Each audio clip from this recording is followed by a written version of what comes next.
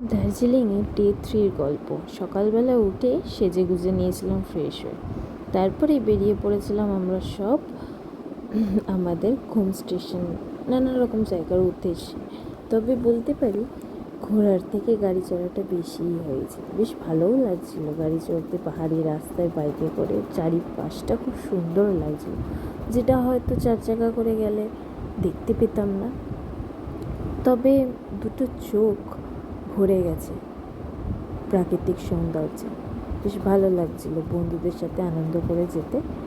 হ্যাঁ, তবে সকালবেলা ব্রেকফাস্ট করেই আমরা বেরিয়ে যেতাম আমাদের যাত্রার উদ্দেশ্যে, আমাদের লক্ষ্যের উদ্দেশ্যে, যে কয়েকটা জায়গা আমরা ঘুরবো বলে বেরিয়ে যেতাম। এই যে দেখুন, এই জায়গাটা এসে আমরা সবাই মিলে দাঁড়িয়েছিলাম কি না, দাঁড়িয়ে আড্ডা মারবো বলে। তারপরে আবার ওখান থেকে কিছুটা গিয়ে এই বুদ্ধ টেম্পলে আমরা গেছিলাম সেদিনে। তারপরে ঘুম স্টেশনে গেছিলাম।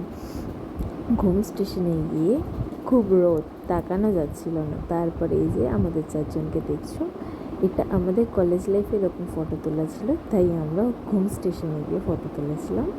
এখানের মধ্যে আমার যা ভাসুরও আছে। আর এই যে এটা হচ্ছে শয়তান। টাটা।